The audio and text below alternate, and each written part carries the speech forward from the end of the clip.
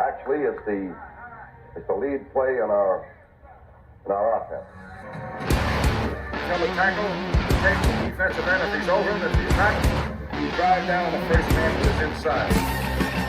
Pull back and tell him to take the first man outside the offensive tackle. No one goes. Go right by them and field inside. If the YN has the linebacker taken out, that's inside. If the YN has the linebacker in, he comes all the way around. If you look at this play, what we're trying to get is a seal here and a seal here, and try to run this play in the alley.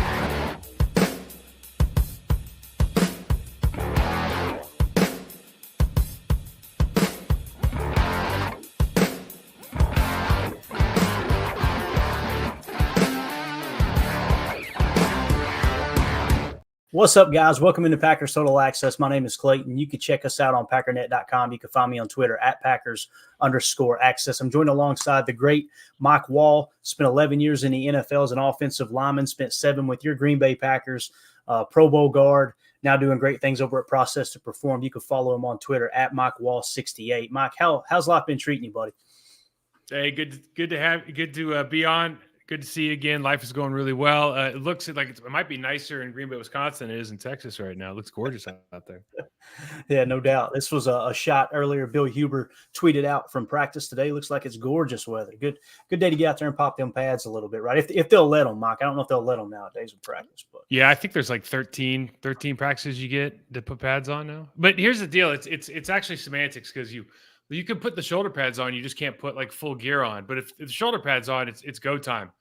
But we talk about it like if you're an offensive lineman, you got to put your knee braces on, you got to put your pants on. You're not cutting, you're not tackling the quarterback. Nothing really changes, but it's just like it does wear on you a little bit more. But you can still put shoulder pads. Like a lot of the stuff that we complain about and why they're not practicing and this and that because they're not in pads. Like you can put your shoulder pads on every day if you want. Wow. Yeah. See, we learn something every time. I thought they were just out there, just walking through the motions. So. Well, they are. No, that's exactly what they're doing. It's just they don't have to. That's my Gotcha. We got a question here. We're going to go off cuff right off the bat if that's all right with you. And I thought this was really interesting. Josh Martin, thank you for the super chat. He said, "Can you ask Mr. Wahle what the locker room atmosphere is like in a situation that Buffalo is in? A coach getting fired mid-season, does it help or hurt?" Mike, have you ever been on a team where the coaching staff got kind of dissolved? I know in that situation it's just the OC, but what's been your experience with that type of thing? Usually, it depends. If the guy is thought to have been the source of the problem, it sounds like he was a straw man in this situation. Yeah, that's just me. Okay, because they're still top 10 in offense. This is ridiculous, right? Like the Packers would die to have their offense. Oh, I pointed that out last night. It was like 6th in yards per play, 8th in points per play. Like they're top 10, legit. They're just 10. Not as good as they should be. And that's the problem. And like this, they were obviously the quarterback looked better with Daboll, but things happen. But here's the thing: if people believe that he was the source of the problem, and they have anybody else, what's going to happen is most likely what's going to because they're not going to change the offense. They don't have time to install a bunch of new stuff or teach new concepts. So they're going to have this like bump in performance for a couple games, and then they'll revert back to their mean during the season. That's what happens. You get a new head coach, new coordinator.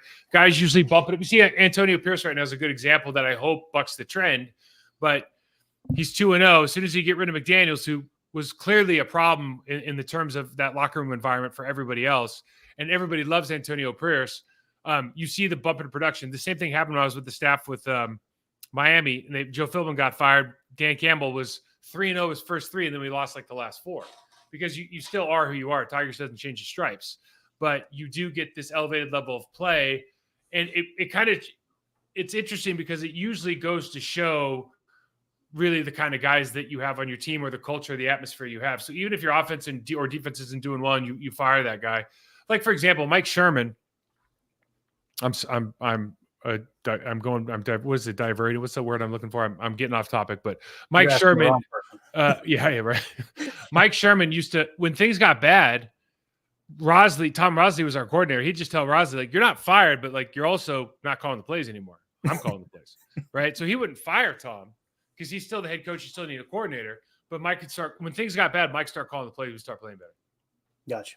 And it wasn't necessarily, Let me rephrase that. Mike did call the game plan better, in my opinion, but that might not even be the problem. The problem might be that now the head coach is calling the plays and the buck stops with him. Got it. Makes sense. Well, let me ask you this. Let me kind of piggyback off that, man. It's fire everyone's season right now. I'm sure you've seen it. Everybody needs to be fired.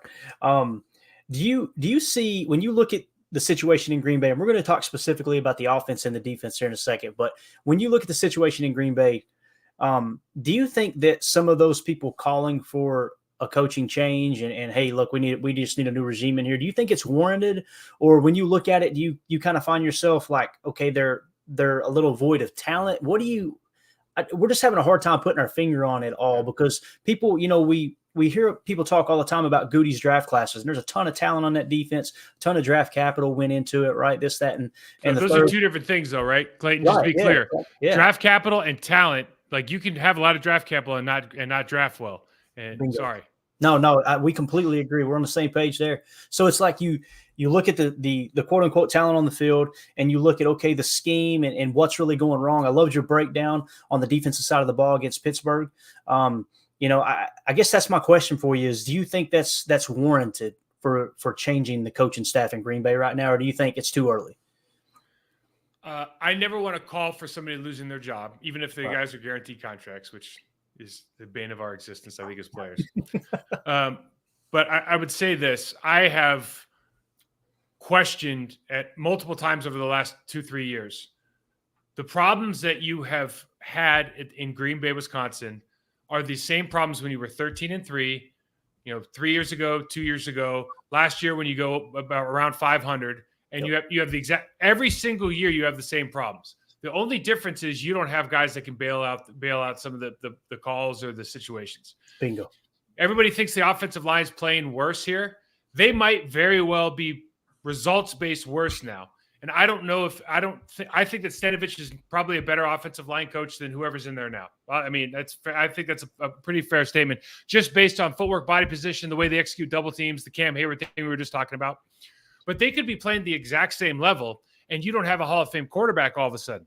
And all of a sudden, it's like, oh, you guys aren't nearly what we thought you were. And it's like, well, we never changed. Your perception of us is changing because we don't have Aaron Rodgers.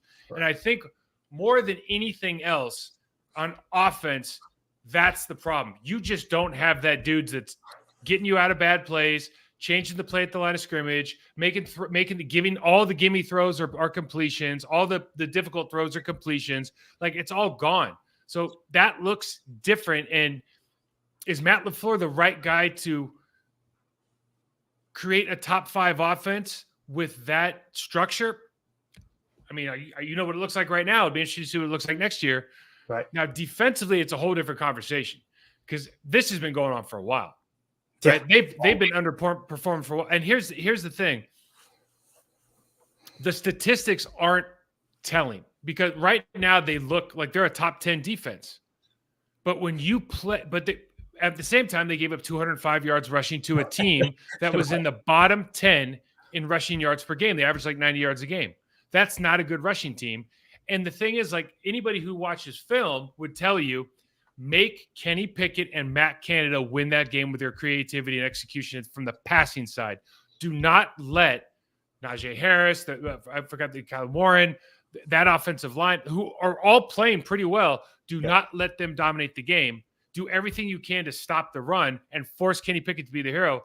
And they did the exact opposite. He became a game manager. They ran all over the board. It felt like they fell forward for 5 yards plus every single run. Total domination up front. So what do you think was wrong with the run defense? Because as I'm watching tape, I'm seeing some plays like, the deep pass interference call on, who was it? I think it was Carrington Valentine, right? That play there, we had kind of a loaded box. We're playing press man on the outside. It kind of feels like, okay, you're loading the box, you're playing the run here, right? And then later on, I think you had the explosive to Pickens, right? Same type of situation. That was good coverage, though. That was good coverage by that kid. I mean, listen, yeah, Jair Alexander's hurt. You just traded your best corner who's been healthy. Don't you say team leader? Don't you say? You know what I mean? It's like this is what's hard about sports. So Goody trades Rasul Douglas, who's a team leader, we've already said he's the glue in the locker room. I mean, not we, them. Players. The players. And your best corner's hurt. And now you're out there getting, plays are being made, blah, blah, blah. You're not, you're having a hard time filling the channels in the run game. Goody gets to say, well, I'm looking forward to the future. I got rid of Rasul Douglas for a draft pick. The coach gets to go, well, you just got rid of my starting cornerback, and the second one's hurt, and I'm playing with two backups. Yeah. And everybody, but you still have to go out there and play. And it's like, okay, well, are you developing these guys to the point that they can play at a high level? And by the way, I don't even think they were the problem. To be fair, I'm just telling you how the system kind of feeds on itself, right? Yeah. And you're talking specifically about the Steelers, dude. They ran gap and zone lead and zone all day as much as you wanted. Darnell Washington, who we could have picked up, absolutely is a weapon off the ball, can handle their defensive ends in the running game. Not dominate, handle, right? So they're blocking with 6 offensive linemen in a nickel box all the time. For whatever reason, as opposed to the Rams game, when you're playing a quarterback who can't throw the ball, it's kind of like Kenny Pickett as far as we want him to be the hero. We stop pressing the line of scrimmage. We stop having our linebackers shoot gaps. We play soft. We let the double teams come back and get the linebackers 4 yards deep. And it's like you completely changed the success you found the week before. You decided to revert back to, 3 weeks ago, you're playing against Minnesota or these teams that you got kind of beat up a little bit with. And I don't like that for me. Go back to the Denver. I don't understand. You finally found something that works. Right. Why don't lean in? You have Isaiah McDuffie in the field instead of Quay, who's a more aggressive player anyways. Like, why don't you lean into that? And as you look at the bigger picture, Clayton, I know we're kind of going over the limit here. No, this is great. It's great. When you look at this roster and you look at what Joe Barry wants to do on defense, are we going to really sit here and this is not a knock on anybody, and it's not a knock on Joe Barry in particular, but are we going to sit here and say that Quay and Devondre Campbell are 3-4 linebackers? Like, really good? Like, is that the model that you want? And are we going to say that Kenny Clark would not be better as a penetrating 3 technique? And he's really good at what he does. Right. Are we going to, is that what the argument is? Are we going to say that Lucas Van Ness, you picked 13th in the draft, shouldn't be playing with his hand in the dirt? Are all these things, it seems so obvious to I'm not a layman, but I'm not in the building. I'm not watching as much tape as they do. Right. But you watch some of this stuff and you go, I could tell you why you're some of these players, they don't match what you're asking them to do. It doesn't make sense. Got it. You said a whole lot there. I want to kind of back up just a second. First of all, Van Ness, hearing Greg Cosell, the first time I heard Greg Cosell is he was watching the tape and everything early on, and he was talking about what he was hearing out of Green Bay is they were not interested in playing him inside any at all. They were going to strictly make him an outside linebacker, edge defender type thing. Mm-hmm. And I'm going, maybe he didn't really hear that. I'm all for that. Here's the thing. He doesn't weigh enough to go inside because he doesn't have enough moves. Like, for whatever reason, because he's an Iowa kid, I always think back to Aaron Cameron, who's going to the Packer Hall of Fame. Congratulations, buddy. But Aaron had moves when he moved inside. So he could do stuff. He actually spent an entire training camp at 3 technique. And he was a little bit, he's like 275, 280 pounds. What I'm saying is Preston plays stand-up really well. I think Gary plays stand-up really well. I think Gary would be better in a 3-point when he pass rushes. And Lucas Van Ness would be better in a 3-point at any part of the game, just because from a leverage standpoint, he would. You saw him in college. He plays better in a 3-point than he does in a 2. If he did it in college against bad players, that's going to be true against good players. So I don't know if I'd move him around as much as just say, like, the whole discussion this week about hand in the ground, we have 2 guys and that whole stupid thing. I would say certain guys will play better leverage wise if you put their hand in the ground. Like the offensive linemen I work with that all are in like 2-point stances all the time. I'm like, dude, no, we're doing at least 40% of the game you're in 3-point because you play lower in 3-point and it'll help you in year 2. It's the same thing with the defense. You just gotta train yourself to do it. Got it. So when you talk about us kind of reverting back to what we were, right? Mm-hmm. And like you said on your clip earlier, I think it was yesterday, maybe it's almost like the linebackers are playing catch. They're catching the run rather than attacking the run. Like the week before, you see McDuffie shooting the gaps, right, and all that. So you think that's a defensive coordinator call there, that he's telling those guys, hey, look, you need to play soft back as far as the Packers? So there's a couple of things there. So if you go back, I'm just looking at the schedule again. So you go back against the was it the Vikings or the Broncos they played with the fullback a lot. And the key was, as soon as you played with the fullback, the first guy was shooting the gap play side. We were attacking the fullback line of scrimmage. Okay. And then we'd play smash and go over the top. Okay. So that's a call. Now against the Rams, sometimes they were sending the guy like early. But anytime, what you're trying to do essentially is you're trying to turn the double team at the guard center level into a single block, and you do that 2 ways. One, that guy Cam Hayward, who did it against us, does it against everybody, will literally just turn and face one of them like, "No, you're blocking me. He's not going to block me. I'm not paying attention to you." Yeah. So you're not going to get any. You're not going to get any surface area. So now you can go try to block the linebacker, but I'm going to win on the line of scrimmage. Okay. So that's the first way you can do it. The second way you do it is you shoot the linebacker and you force that guard or center tackle to get off the block. Otherwise, you're going to be in the gap at the line of scrimmage or behind the line of scrimmage making the play. Mm-hmm. What we do at times is we'll shoot, but too often in this game, and maybe it's because they were getting good movement, I don't know, but you're getting pushed back into the linebacker's lap. And it's like, if you're going to do that, then we're going to have those 8-yard runs, because I'm going to fall off eventually, but it's not going to be until – we're 6-7 years down the line, off the line of scrimmage. Yeah, like you said, I think on your clip you said if you move a defensive lineman 1 yard back, that equals 3 for the back himself, right? Yep. 1 yard of vertical push, and this isn't like this is kind of anecdotal, but a 1 yard of vertical push, the running back's going to get 3 yards out of that. You just figure he's going to fall forward for another 6 feet. Got it. So if we were to switch over to the offensive side of the ball and say, okay, we know now, we've talked about. Here's why they ran for 205, right? Mm-hmm. Or whatever it was.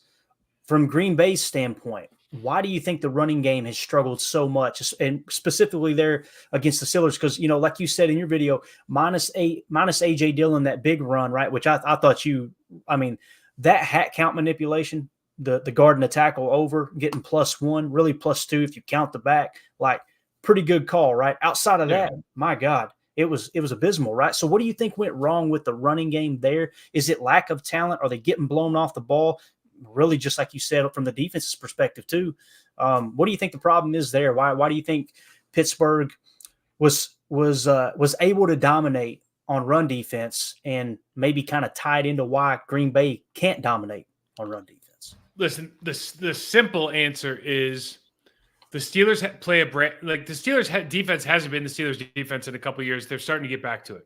But when everybody's healthy, when your Cam Haywards are healthy, when Minka's healthy, they play a certain brand of ball there. There's a culture that comes along with being a Pittsburgh Steeler. Amen. Right? Mike Tomlin's got a culture that permeates throughout that building. Bill Cowher had the same thing.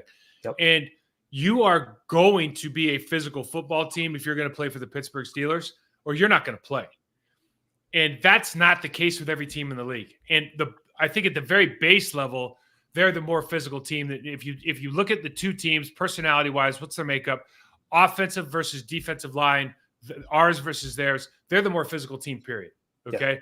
Now, when you start talking about schematics, why aren't things working? Well, if you're trying to run a double team, like John Runyon Jr. turns and gets blown up by the linebacker, and everyone's, oh, John Runyon, this guy. Okay. He got blown up, and that's on him. But you start looking at that play and what happened. Rasheed Walker gets thrown on the ground by Cam Hayward. Luke Musgrave gets thrown over the top by Cam Hayward. Cam's sitting in at the line of scrimmage, doesn't have to move a muscle. And now you're asking the guard to pull around this guy who's just standing there, and this linebacker's coming down like a damn missile, okay? And there's no curve anymore. It's like you got to make a hard right. Right. That's not how you're going to win games. And, of course, on paper, you're like, dude, I got a double team, Rasheed Walker and Luke Musgrave on Cam Hayward. And I'm going, that looks really good on paper, but that's Cam Hayward, dude. Like I think he's a Hall of Famer. Like he's one of the best I've seen play that kind of 3-4 defensive end position. Yeah. So you just have to get more physical. You have to just simple stuff. You got to gain ground with your second step. You got to get your hands inside. You have to. The Rams game, even 91, the rookie is beating Myers. The kid's got 10 tackles. Byron Young, the other rookie, 0, has got 10 tackles. So we're not winning our 1v1 matchups, much less these double teams against really high level guys. Bottom line, if players are playing downhill, I mean, we had there's some plays to be made in those games, but bottom line, you're playing a really fast, aggressive defense. You're giving them no reason to value the pass game, really, right? Because you got to remember, the Pittsburgh Steelers are used to giving up 375 yards a game. Mm-hmm. Sorry about that. That's right. They just give up 20 points. So 375 yards a game, 20 points, right? 20 some odd rank in yards per game allowed. And then they're, top 10 in points. I mean, that's just how they roll. So they're going to be who they are and play and beat you up front and just put you in these situations where it's constantly 2nd and 8, 3rd and 7, and you get you off the field eventually. Yeah, definitely. Let's talk Jordan Love for a second. I know you've watched the tape and it's amazing how, as Packer fans, we all break down into these factions. It's Jordan Love's fault. No, it's Christian Watson's fault. No, it's Matt LaFleur's fault. I'm of the opinion it's everyone's fault. But like that play that we talked about, I heard you talk about, the one that LaFleur referred to as Omaha pump. You called it a chair route, right? I've heard it called an out and up, whatever. There's a number of different terms.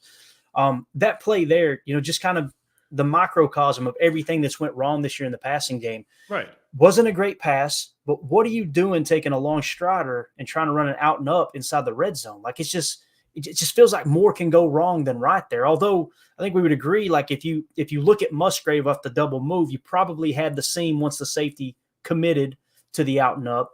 But what do you think about Jordan Love? How would you assess him? Do you think, based off what you've seen, do you feel comfortable saying he's the quarterback of the future? Do you feel, we're not sure yet, going to take more time? Or do you think, probably not the guy? How would you answer that, do you think? This is such a difficult question because of this. He's a 4th-year player. Yeah.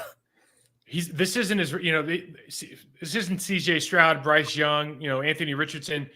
Right. Although he's a first-year starter, he's 4 years in the National Football League. And so the hard part about Jordan Love is like one of those guys, we call them 2 or 3 tenure quarterbacks. And I'm saying this, like, I'm not saying it to be mean.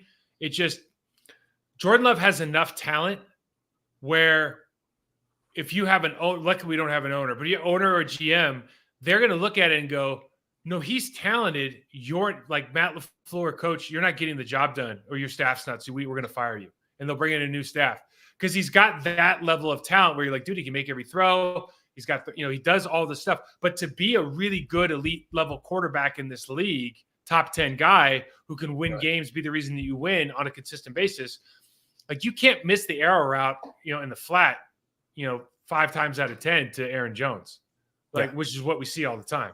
Right. You can't miss these reads where, and it's hindsight on tapes. Like certainly, I'm a lineman, dude, but like hindsight's easy for me to look at. But you got the whip route on the 3rd and 6, and you throw the crosser when the linebackers got leverage.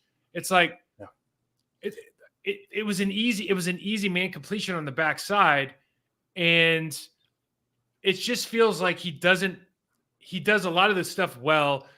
He doesn't do a lot of the easy stuff in the manner that makes it look easy. And there'll be probably a time where that all clicks in, but I think the next couple weeks, you really have to look at like, all right, dude, we need you to make the easy completions, right? I think we'd all agree that the team has enough talent to get to the 20-point mark more often than they do. Absolutely. Right. And if you're not getting to the 20-point mark against some of the teams that you play, and quite frankly, don't have top 10 defenses, then you got to go, why is that happening? All right. We were better this week on the deep ball, but we haven't been great on the deep ball, intermediate route. Like take the gimmies, make the right pre-snap reads, process as fast, work on your process pre-snap. Like if I was Jordan Love's coach, we would be watching nothing but pre-snap looks, going to being crystal clear on exactly where we're going each route. And then we'd just be working processing every single day. I'm going to take away 1, you go to 2. I'm going to take away 2, you go to 3. Like we just be working and just keep it. Concepts are all going to be there's how many concepts are there? I mean, really with this team they really need, right? Like make sure you understand those concepts so well that you know pre-snap, I'm going here, post-snap, I take a look, blah, blah, blah, bang, bang, bang. And I just feel good about it. I'm sure that's what they're doing in theory, but like that, the practice of that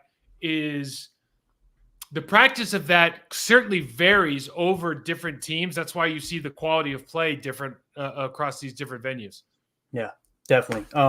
And what you said there too, it's what I like to really do is key in on, okay, what are the concepts that they lean on the most, right? What's the tendency there? Because if I can pick it up, the other DC can darn sure pick it up on tape. If some dumb redneck from Tennessee can do it.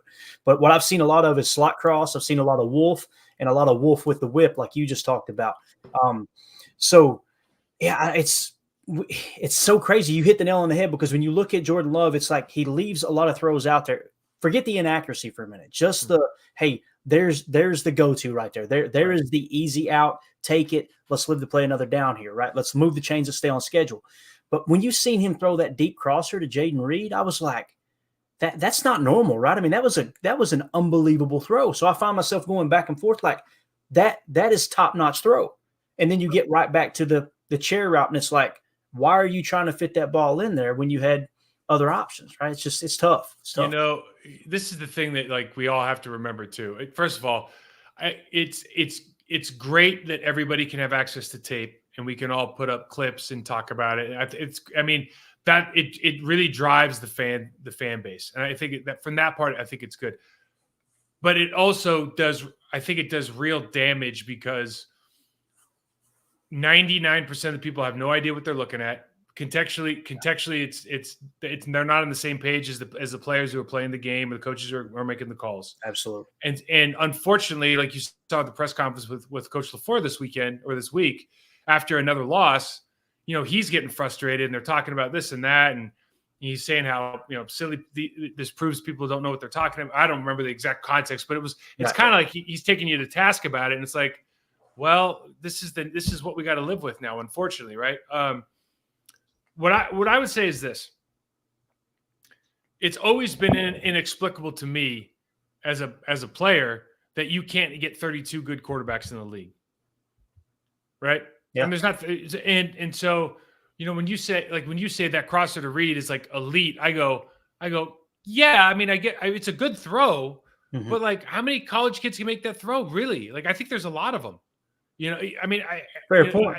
I think there's a lot of kids that can make that. So for me, I'm going to rephrase this another way. Brock Purdy doesn't have the arm, the blah, blah, yeah. He was the last pick in the draft. What does Brock Purdy do better than Jordan Love right now? We know for a fact. He has better coaching. But what do we know he does better? He processes things pre and post snap better than Jordan Love does. I mean, we can't measure that. We can't probably measure that in any way that's going to be meaningful on the show. But I think objectively, we could all sit there and go, everything points to the fact that he's a pretty good processor of information and action item guy, right? And that's what makes players elite. And I think sometimes we fall in love with our ceiling. Like, man, the throw that he made that was amazing, the run, the broken tackle, whatever it was. And we stop thinking about, like, we got to get his floor way higher than it is. Like, don't worry about raising his ceiling. Dude, you got to raise the floor on this guy. Hey, man, get the floor up and you'll be okay. Definitely. Jake actually asked the question here. Jake Shavink here in the chat said, does Matt need help with the short passing game, or does Jay Love need to hit the layups more? I tend to lean toward the latter, right? I mean, when I look at the passing game, I'm seeing answers to the equation. It's just Jordan isn't quite getting there. Am I seeing that right or wrong there? I think you're probably listen. The hard part when your offense isn't operating well is like, and they took more shots. They got more big plays this week than they have in a while, for sure. But what if you're tasked with going 80 yards, like most defenses, the Steelers are one of them. We're like, I dare you to go 80 yards on us, okay?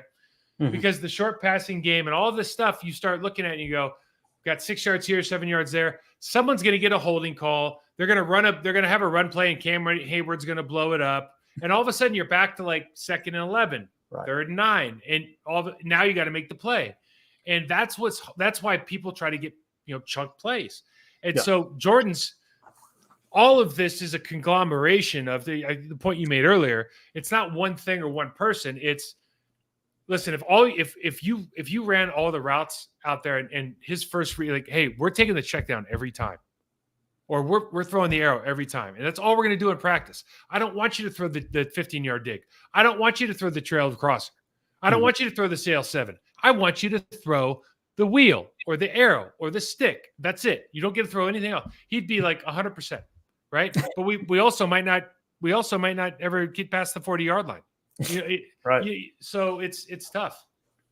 Another listener question we have, we're going to switch to special teams. We'll probably wrap back around to some of this other stuff, but someone asked me offline to ask you this. Did you see the extra point block? Yeah. What did you think on that? Like with DeGuara, did he just zone out? What do you think that was there, man? Oh gosh, honestly, I'd have to look at it again. I don't want to. I have no idea. I'd have to look at it again. Yeah, I was wanting to ask you about it because it just seemed it was kind of an odd play. It was like he froze in the moment. But that extra point, man, that's really what kept us from kicking those field goals later in the game, right? I mean, it's amazing. 1 point, one special teams play can make all the difference. But thought we'd take a shot there on defense. Back to defense, you get this draft coming up, right? It's funny, we're already talking about the draft, but that's what happens when the playoffs are not in view, right? But people are saying, okay, you've got to make sure you've got the quarterback of the future. Whatever you got to do if he's not the guy, right? I know you've talked, over and over about you've got to build up these trenches, both on offense and defense.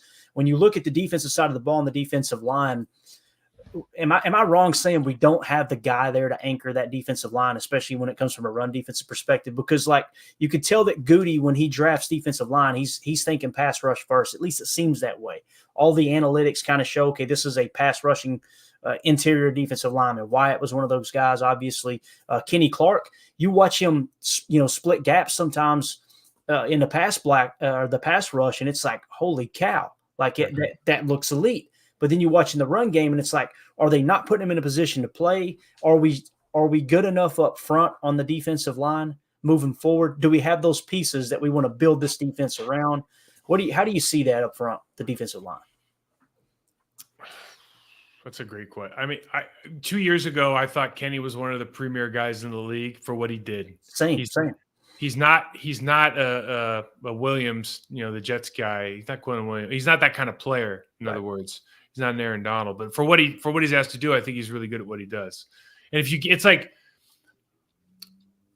doing what he's asked to do. If he gets you a pass rush at all, it's like Cameron. It's a bonus. Okay. Mm-hmm. But having said that, I've always thought, like, man, he could actually be a lot more than you're allowing. If you made him a penetrating player, I think he'd be a better player. Now, I don't know if that's the case now because he hasn't perfected his pass rush. But I think, 4 years ago, if you switch defenses, I think by now you've got somebody who's probably playing at a whole different level from a production standpoint, at least from a number standpoint. I don't think – I like TJ Slayton. I don't think that they have got everybody's a pro, so they're going to have games where they play well. Do you have a Dexter Lawrence on this team? No, you just don't. Do you have a Quinnen Williams on this team? Like, if I start going through the real dogs in this league, do you have one? The answer is no. Right. Yeah, and I think that's just the hard reality. And what the 3-4 usually has is a real stud nose tackle. Yep. Historically. Right. But then they have kind of, these different bodies, 6'5", 305, 310, long limb, like defensive ends, or you can have the more stout guy, but guys that are kind of going to give you problems angularly. And then you have some 2 outside pass rushers that kind of do damage for you. The thing that you have to have there, though, is dudes who can get off blocks at the linebacker position. Ray Lewis goes to a 3-4. He ain't Ray Lewis anymore. Remember when he lost Goose and Sam Adams? There was a couple of years there where things weren't going as well because he don't know how to play in a place where a guard can just rise up on him. All right, and it doesn't mean his greatness is any diminished. It's just that's the name of the game. So you have to have the right personnel around these guys to be successful. Again, it goes back to, is the 3-4 the right way to go with this team?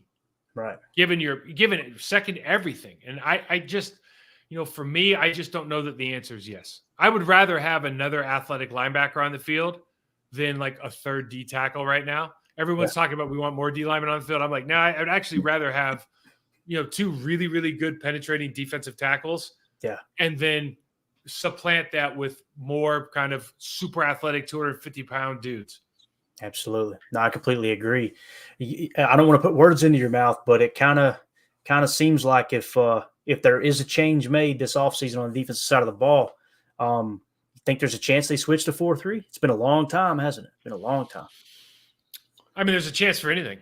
Listen, I would say this: whenever I see a team make a change and they just hire internally, like you fire the coordinator but you hire the linebackers coach, I'm like, what the hell did you do that? That was a complete waste of time. Yeah. Not that the linebackers coach might be deserving, but it's like,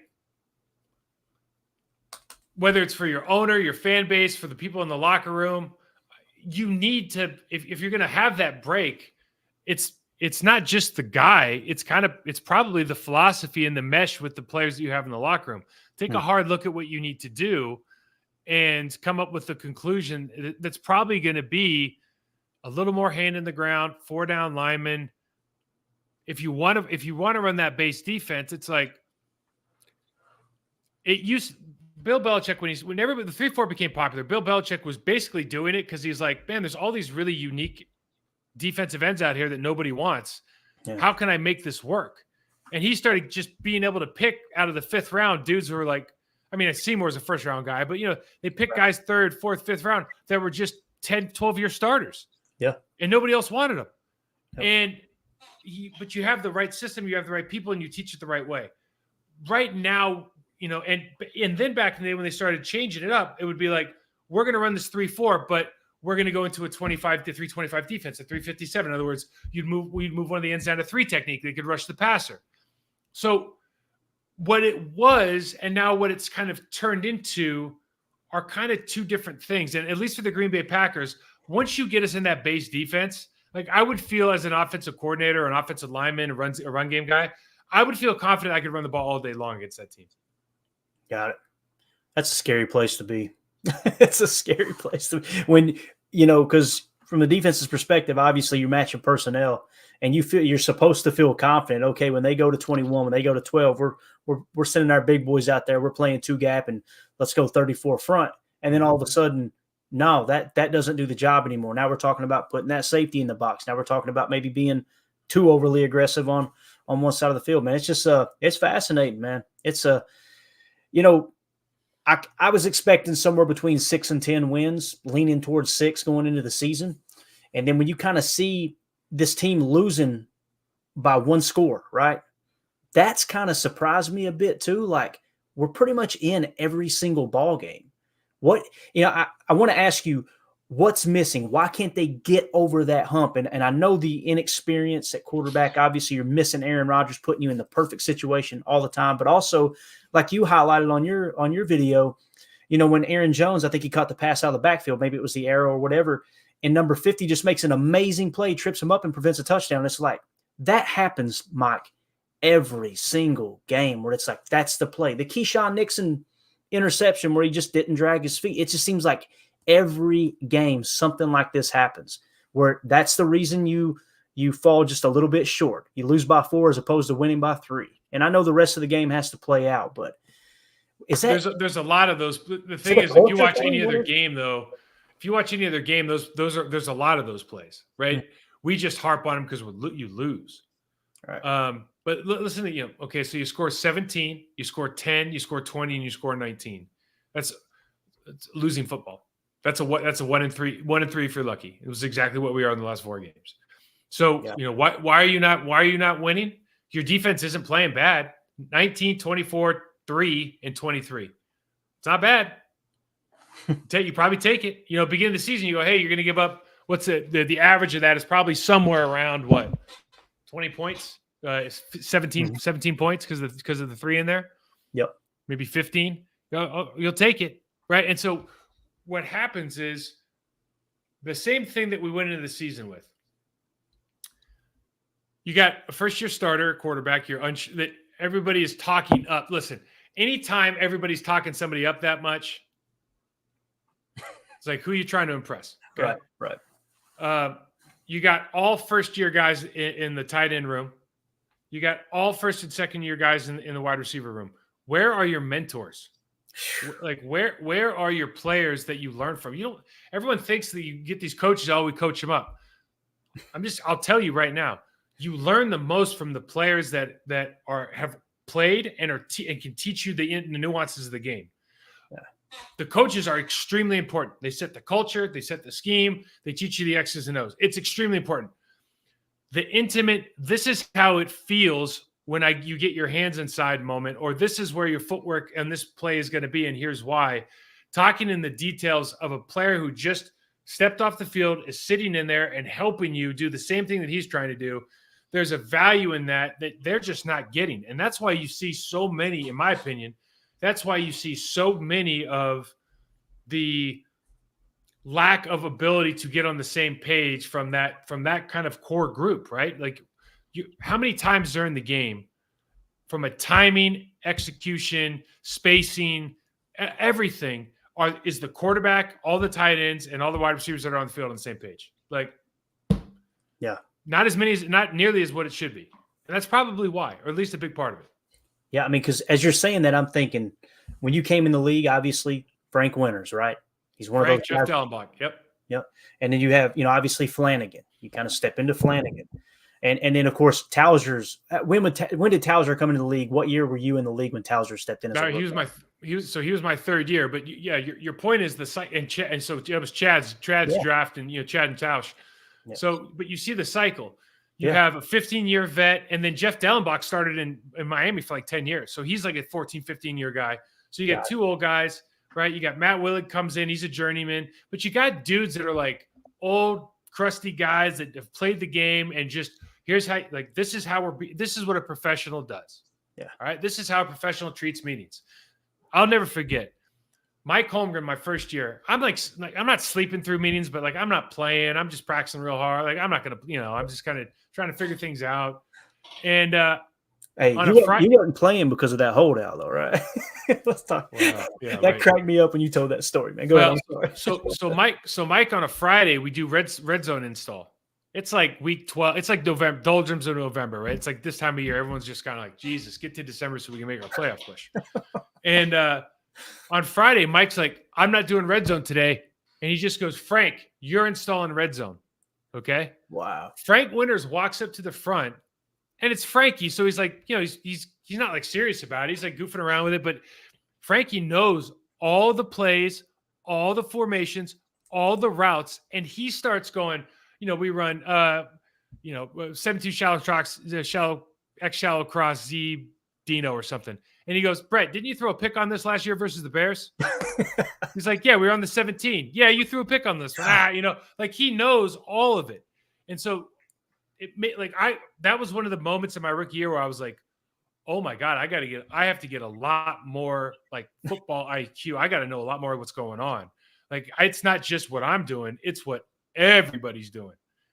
And I don't know that they have that just by default of, you got rid of Alan Lazard, you got rid of Randall Cobb, you got rid of Mercedes Lewis. Like, where are those guys? I think it's tough. And then on the defensive side of the ball, young secondary, you get rid of Rasul Douglas. Just like you said earlier, it's like, where is that? And that's a group in particular that by definition, you have to be a little bit more of an individual, right? Like Jair Alexander he could be a team leader, team captain, or what, and I'm not saying that he's not, but by definition, because of the requirements of what you were asked to do, you kind of got to be a little bit more about yourself, right? So if you've got a guy like in Rasul who seemed to be like the glue, and again, it's that cycle we're talking about, Clay. The Goody goes, okay, well, we got rid of Mercedes, we got rid of that. Okay, so that's a problem because we don't have these people, so it's going to take a little bit of time. We're looking toward the future.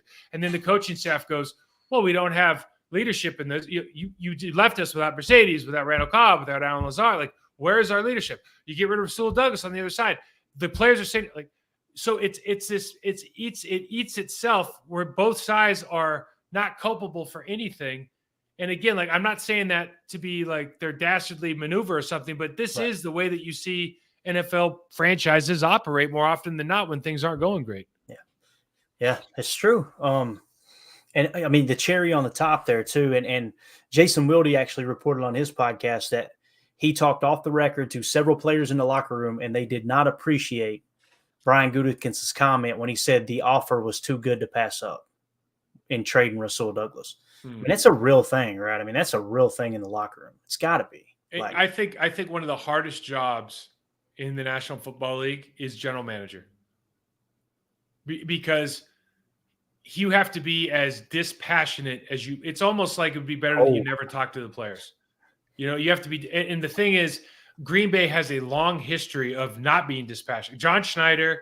I mean, I remember vividly. John Schneider I'd be walking down the hall, and he'd be like, "Bro, you are killing it, man." And he'd just talk you up. Yeah. John Dorsey, we'd be playing basketball against each other. He'd try to knock the shit out of you. And sorry for the language, but he would try to knock the hell out of you. You know, and we're playing hoops. He'd come in and be like, "Bro, you're playing the best. You're the best left guard in the NFC right now." He would just talk you. They were so committed to you doing well, right? You know, but they weren't the general manager, right? Ron would never say anything to you. Really?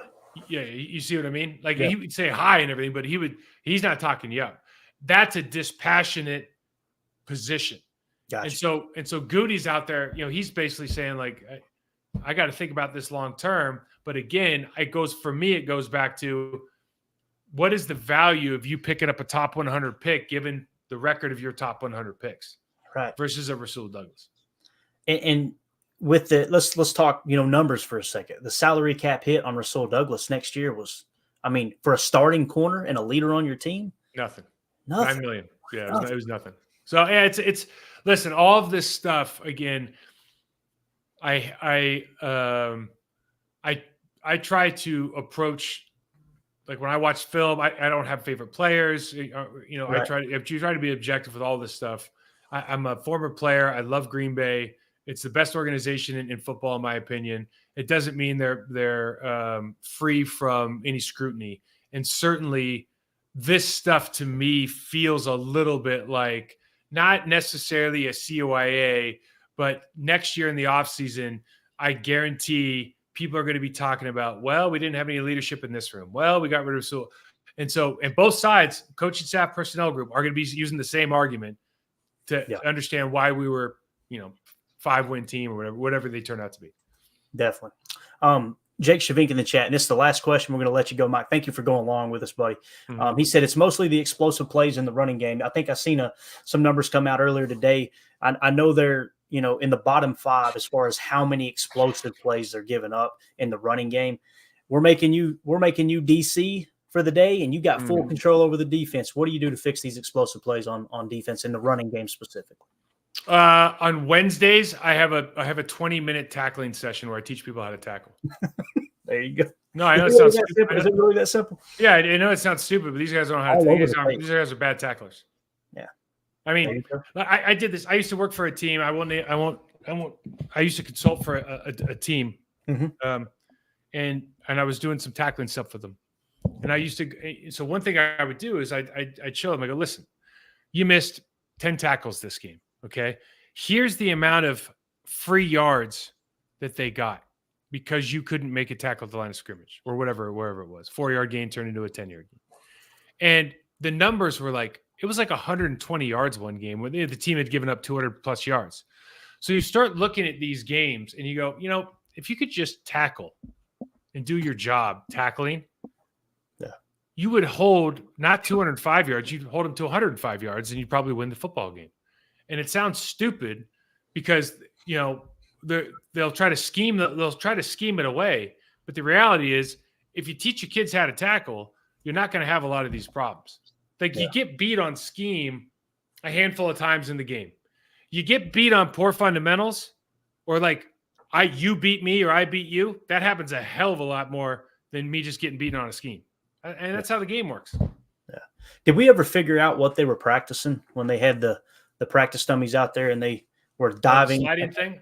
I don't know what it was, but and I wasn't trying to be like, I started looking at it. I was actually curious because I I took a legit guess too, and I was way off base, but I'm like, I can't figure it out. I mean, if they were working on cut blocking, that's the only thing that made sense, because that's terrible tackling form for so many reasons. Mm-hmm. I just go back to, if you're not really good at the basics of the sport, mm-hmm. It's like if your soil isn't have all the nutrients in it, like, don't worry about what's going on above the earth. Like, if you can't tackle right, stop putting in all these calls and switches and checks and all of this kind of stuff because you can't tackle right. Like, you're masking the problem, you know? Yeah. That's why Pete Carroll, when they brought in the Legion of the Boom and they had all that success, and like, he's like, yeah, man, we're running cover 3. You know what I mean? And it's like, I'm oversimplifying it, but the reason that they're always good is they don't miss tackles. Right. Like, it's not rocket science. No, it makes a lot of sense. You got to have that foundation. Mike, I can't thank you enough, buddy. This was a blast. Every time I think I've got something figured out, you straighten me out, and I really appreciate your insight. And listen, I know you probably just, whatever. I'm serious. Thank you for taking time away from the family and what you got going on to come on here and talk ball with us, because everybody, all of our listeners, we want to become better educated on the game of football, and we know that's what you're doing with Process to Perform and everything. We just can't thank you enough, man. I really appreciate it. No, you got it. You know, I honestly, when I was playing, all of the guys, Doherty, Wildy, who's a great dude, Bob McGinn, if we're being honest, they really didn't understand football. I mean, they reported on it. It was their job, and they're professionals. But if you just sat there and, I wanted to talk real ball with guys, they couldn't really talk with you. And I just remember thinking, these are the people that are the sounding boards for everybody, how everybody perceives how I'm playing. Like, that doesn't seem very. So the only reason I talk to everybody, I want everybody to be as educated as possible, mm-hmm. because I've been on the other side of it, and it's really hard to. It's not like everybody says I turn their phone off. Dude, you know what's going on. Like, when people talk bad about you, right? And there's nothing worse. There's nothing worse than you playing one way and some guy putting a screenshot up and saying, "Oh, you're playing another way." Right. And, your Twitter and all this stuff, it's really tough. So the more people that can kind of be passionate as you want, but be passionate and educated. Absolutely. Because and honestly, in my opinion, I don't know about you, Clayton, but the more I know about something, the more I find it entertaining to watch. Oh, absolutely. Absolutely. And people ask me, how can you do a podcast every single day on the same topic? And it's like, there is so much to learn. And as soon as you learn it, the game changes, right? There's a minor tweak here. There's something cyclical in nature. But like I said, this thing's got me by the heart. There's no doubt about it. And like I said, man, we really appreciate your time. We don't take it lightly. So thank you so much, Mike. You got it. All right. That's Mike Wahle, 11-year NFL offensive lineman, 7 with your Green Bay Packers. Guys, make sure you give him a follow on Twitter at Mike Wahle68, doing awesome stuff over at Process to Perform. Also, go sub to his YouTube channel. I'm telling you, it's top notch. It's the first thing that I look for. So just want to thank everybody in here for hanging out in the chat. For those of you listening on the pod, thank you for making us a part of your day. As always, let's go out and be the change we want to see in the world, and go Pack Go. The power sweep. Actually, it's the lead play in our offense. Tell the tackle, take the defensive end. If he's over him, if he's not, you drive down the first man who is inside. Pull back and kill him. Take the first man outside the offensive tackle. No one goes. Go right by them and field inside. If the YN has the linebacker taken out, he cuts inside. If the YN has the linebacker in, he comes all the way around. So look at this play. What we're trying to get is a seal here and a seal here, and try to run this play in the alley.